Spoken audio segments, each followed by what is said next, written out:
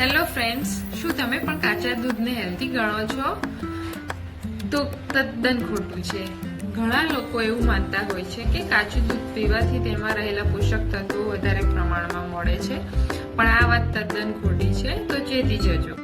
આપણે માનીએ છીએ કે દૂધની અંદર કેલ્શિયમ તથા પ્રોટીનનું પ્રમાણ રહેલું હોય છે, જે આપણા હાડકાં તથા શરીરને ઇમ્યુનિટી આપવામાં મદદ કરે છે. પરંતુ કાચું દૂધ હંમેશા એવોર્ડ કરવું જોઈએ. દૂધ હંમેશા ઉકાળીને પીવું જોઈએ અથવા તો પેસ્ચરાઇઝ મિલ્કનો ઉપયોગ કરવો જોઈએ. જો કાચા દૂધ તમે રેગ્યુલર યુઝ કરો છો તો તેનાથી ઘણા પ્રકારના રોગો થવાની શક્યતા રહે છે. આજે આપણે આ રોગો વિશે જાણીશું. કાચું દૂધ પીવાથી ઘણા રોગો થાય છે, જેમાં પહેલું છે ટીબી. કાચું દૂધ પીવાથી ટીબી જેવા ભયંકર રોગો થઈ શકે છે. બીજું છે પેરાસાઇટિક ઇન્ફેક્શન.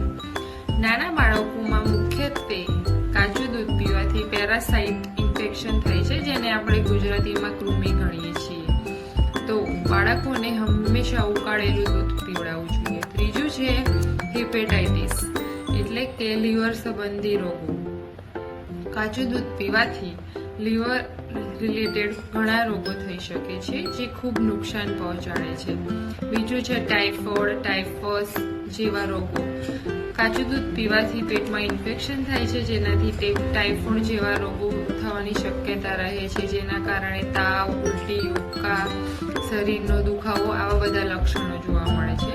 બીજું છે બ્રુસેલોસિસ, એટલે કે હાડકામાં દુખાવો થવો, તાવ આવવો, આવા અનેકો લક્ષણ પણ જોવા મળે છે.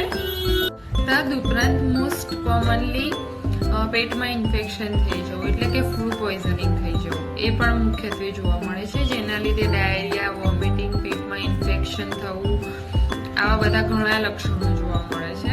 તો કાચું દૂધ હંમેશા એવોર્ડ કરવું જોઈએ. તદુપરાંત પ્રેગ્નેન્ટ મહિલાઓ અને નાના બાળકો, આમાં ઇન્ફેક્શન થવાનો ચાન્સીસ ખૂબ વધારે હોય છે, જેથી કરીને હંમેશા દૂધ ઉકાળીને અથવા પેસ્ચરાઇઝ મિલ્ક યુઝ કરવો જોઈએ.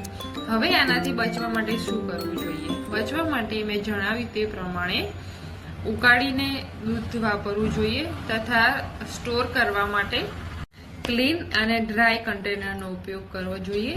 તદુપરાંત બને ત્યાં સુધી પેસ્ચરાઇઝ મિલ્કનો ઉપયોગ કરવો જોઈએ. આવી બધી વસ્તુઓને ધ્યાનમાં રાખીને તમે દૂધ એટલે કે કાચું દૂધથી થતા રોગ સામે રક્ષણ મેળવી શકો છો. આ વસ્તુ આમ જોતા સામાન્ય લાગે છે, પરંતુ ઘણી વખત એ ભયંકર રોગોનું કારણ બની શકે છે. માટે હંમેશા દૂધ ઉકાળીને પીવું જોઈએ. Thank you. અને મારી ચેનલને લાઈક અને સબસ્ક્રાઇબ કરવાનું ભૂલતા નહીં.